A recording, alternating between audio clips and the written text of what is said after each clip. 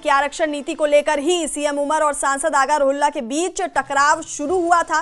पिछले साल सांसद रोहिल्ला ने आरक्षण नीति की समीक्षा की मांग को लेकर सीएम आवास के बाहर प्रदर्शन किया था और अब एक बार फिर से 20 दिसंबर के बाद बड़े आंदोलन का ऐलान किया गया है। आगा रोहिल्ला ने इस बार माता वैष्णो देवी यूनिवर्सिटी में एमबीबीएस विवाद को आरक्षण नीति से जोड़कर सरकार से जल्द समीक्षा करने की मांग की है। तो उमर सरकार को आगा रोहिल्ला ने अल्टीमेटम दिया है, 20 दिसंबर से पहले आरक्षण मुद्दा हल हो। 20 दिसंबर के बाद छात्रों के साथ धरने का ऐलान किया गया है। क्वेटा में विरोध प्रदर्शन की भी चेतावनी दी गई है। और इसी खबर पर हमारे सहयोगी समीर भट्ट हमारे साथ फोन लाइन पर हैं। समीर, तो उमर सरकार को आगा रोहिल्ला का ये अल्टीमेटम दिया गया है आगा रोहिल्ला की तरफ से, 20 दिसंबर से पहले आरक्षण मुद्दा हल करने की को कहा है, नहीं तो धरना प्रदर्शन करने की चेतावनी दी है। बिल्कुल आपने सही कहा। देखिए, आगा रोहिल्ला जो है लगातार रिजर्वेशन के इशू पे सरकार को घेर रहे हैं। हालांकि वो नेशनल कॉन्फ्रेंस के बड़े नेता हैं, एमपी हैं, लेकिन अगर आप देखें तो पिछले 1 साल से लगातार वो रिजर्वेशन के इशू पे खासकर उसको एक बड़ा मुद्दा उन्होंने बनाया है। और आपको याद ही होगा कुछ महीने पहले जब पीडीपी का जब स्टूडेंट्स का एक प्रोटेस्ट हुआ था और फिर सीएम की रेजिडेंस के बाहर भी वो प्रोटेस्ट किया गया था गुपकार रोड पे श्रीनगर में स्टूडेंट्स की तरफ से, तो उसमें आगा रोहिल्ला भी शामिल हुए थे और पीडीपी के भी नेता कई शामिल हुए थे, जिसमें इल्तिजा मुफ्ती, वहीदुर रहमान पर्रा आदि शामिल हुए थे। तो उसके बाद लगातार नेशनल कॉन्फ्रेंस के साथ आगा रोहिल्ला की जो रिलेशन है वो खराब हो गई, क्योंकि एनसी के कई नेता इस चीज पे नाराज हो गए कि उमर अब्दुल्ला की सरकार, मतलब उमर अब्दुल्ला जो चीफ मिनिस्टर हैं उनके घर के सामने उन्होंने ऐसा प्रोटेस्ट किया। तो उसके बाद हालात में थोड़ा और ज्यादा जो है दूरियां पैदा हुई। और आगा रोहिल्ला आपको यार पता ही है कि उन्होंने बड़गाम में भी फिर वो कैंपेन का हिस्सा नहीं बने और वहां से पार्टी हार गई। लेकिन अब आगा रोहिल्ला फिर एक बार जो है आक्रामक तेवर अपनाए हुए उन्होंने। और जिस तरह से अब उन्होंने कहा कि 20 दिसंबर से पहले जब अगर रिजर्वेशन के इशू को हल नहीं किया गया और वो उसका जो रिपोर्ट है उसको सार्वजनिक नहीं किया गया, तो वो एक बड़ा प्रोटेस्ट कर सकते हैं। और ये प्रोटेस्ट सिर्फ 1-2 दिन का नहीं होगा, बल्कि ये लंबा प्रोटेस्ट होगा। कल मैंने इस पर बात की थी, मैंने उमर अब्दुल्ला से इस पर पूछने की कोशिश की। उमर अब्दुल्ला ने साफ इनकार कर दिया। उन्होंने कहा मैं इस पर कुछ भी नहीं बोलूंगा और वो चले गए। उससे पहले मैंने सकीना इतू जो कि एजुकेशन मिनिस्टर है उनसे भी मैंने पूछा, और क्योंकि सकीना इतू चेयरपर्सन भी है इस रिजर्वेशन जो बनी है कमेटी, सब कमेटी बनी है कैबिनेट की सब कमेटी, उसकी चेयरपर्सन है। तो मैंने उनसे भी पूछा तो उन्होंने कहा कि डायरेक्टली उन्होंने आगा रोहिल्ला का नाम तो नहीं लिया, लेकिन ये कहा कि जो लोग उनको भड़का रहे हैं युवाओं को, वो अच्छी बात नहीं है। युवा जो है, यूथ जो है, उनको सरकार पर भरोसा होना चाहिए और हम बहुत जल्द रिजर्वेशन का जो सब कमेटी का रिपोर्ट है उसको पब्लिक डोमेन में लाएंगे। तो कहीं ना सकीना इतू ने आगा रोहिल्ला को निशाना बनाया और ये कहा कि कुछ लोग भड़का रहे हैं इन लोगों को, इन युवाओं को। लेकिन सुनील शर्मा जो कि लीडर ऑफ अपोजिशन है, उनसे भी जब मैंने बात की तो उन्होंने कहा ये आगा रोहिल्ला जो बातें कर रहे हैं सीएम को उस पर जवाब देना चाहिए। सीएम को देखना चाहिए कि आगा रोहिल्ला तो उनकी पार्टी के ही है, तो फिर वो ऐसी बातें क्यों कर रहे हैं।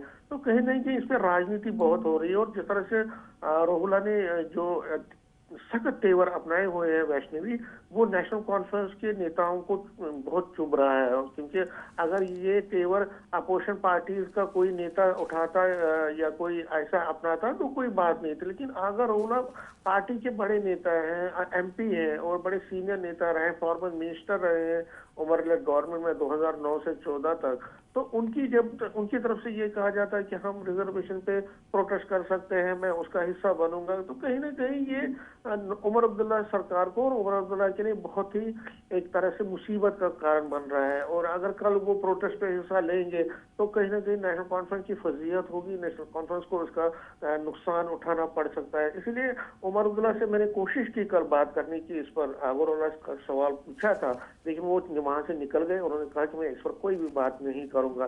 तो कहीं ना कहीं अब इस पे सियासत तो हो रही है, लेकिन सकीना इतू जो कि इसकी चेयरपर्सन है सब कमेटी की, तो वो तो एश्योर जी समीर, इस वक्त माता वैष्णो देवी यूनिवर्सिटी का भी जो मुद्दा है वो घाटी में, उस पर भी सियासत गर्मा गई है। इस पर एमबीबीएस विवाद को भी आरक्षण नीति से जोड़कर आगा रोहिल्ला ने सरकार से समीक्षा की मांग की है। बिल्कुल आपने सही कहा। उन्होंने कहा है कि देखिए, अगर रिजर्वेशन का इशू हल हुआ होता तो जो मेरिट पे जो स्टूडेंट्स हैं, जो जिनको मेरिट आता है, उनको इस तरह की मुश्किलात का सामना नहीं करना पड़ता। क्योंकि रिजर्वेशन का इशू क्या है, बेसिकली रिजर्वेशन का इशू ये है कि कश्मीर घाटी में जो मेरिट होल्डर्स हैं उनको कोटा की, क्योंकि वहाँ कोटा है, रिजर्वेशन का एक कोटा है, और कश्मीर वैली में मेरिट पे ही ज्यादा बच्चे हैं। मतलब वहाँ पे कोटे में जो आरक्षण है, जो कास्ट सिस्टम ऐसा है कि वहाँ जनरल कैटेगरी के ज्यादा बच्चे हैं कश्मीर वैली में। तो उनको जब कोटे से गुजरना पड़ता है तो उनकी मेरिट को प्रॉब्लम होती है। तो उसी को उन्होंने जोड़ा है इस एमबीबीएस के, क्योंकि वहाँ पे भी जो मेरिट में बच्चे आए हैं उनको भी अभी कहा जाता है कि कई पार्टियों की तरफ से, खासकर जम्मू में जो पार्टीज हैं, कि वो वहाँ पे एक रिलीजन। जी समीर बहुत बहुत शुक्रिया ये तमाम अपडेट्स हम तक पहुंचाने के लिए।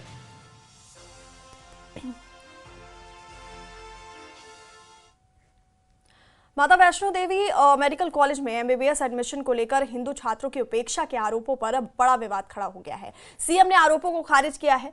देखिए रिपोर्ट।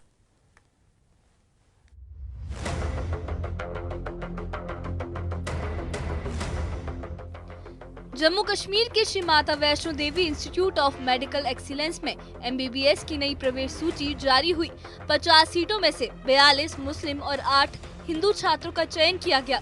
इसके बाद सवाल उठने लगे कि एक धार्मिक संस्था द्वारा संचालित कॉलेज में स्थानीय हिंदू छात्रों को उचित प्रतिनिधित्व क्यों नहीं मिला।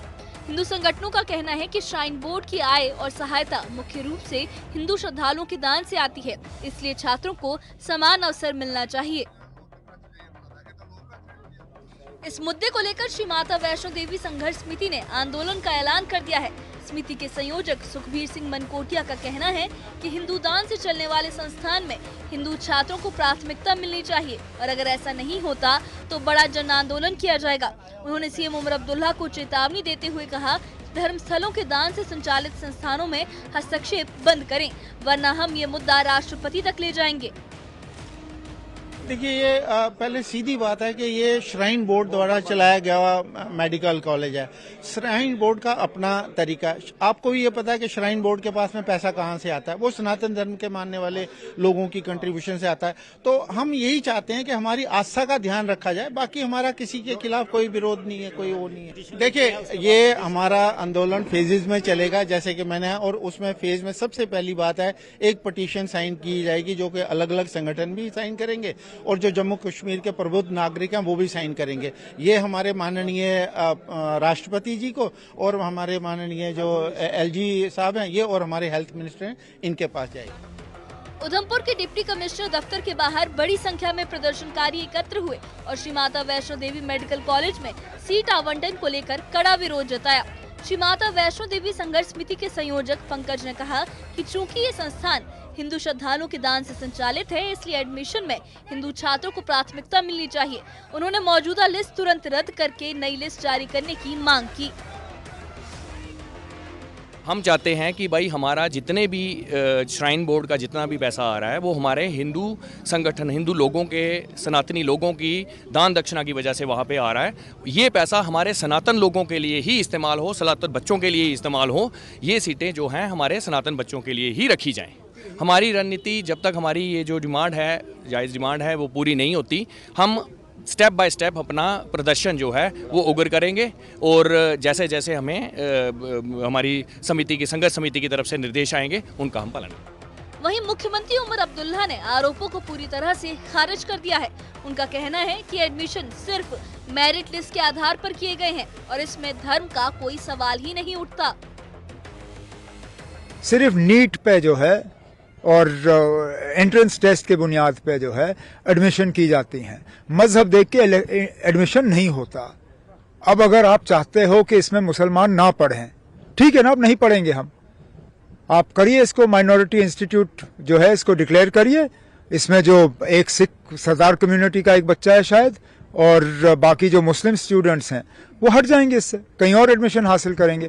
इन्होंने मेरिट पे हासिल किया ना एडमिशन, इनकी एडमिशन कहीं और कराइए। लेकिन कल को जब आप फिर मुसलमानों के खिलाफ उंगली उठाते हो, कहते हो कि ना ये कम्युनल हो गए हैं, ये सेक्टेरियन हो गए हैं, ये जो हैं ये दूसरों को बर्दाश्त नहीं करते, तो ये याद करिएगा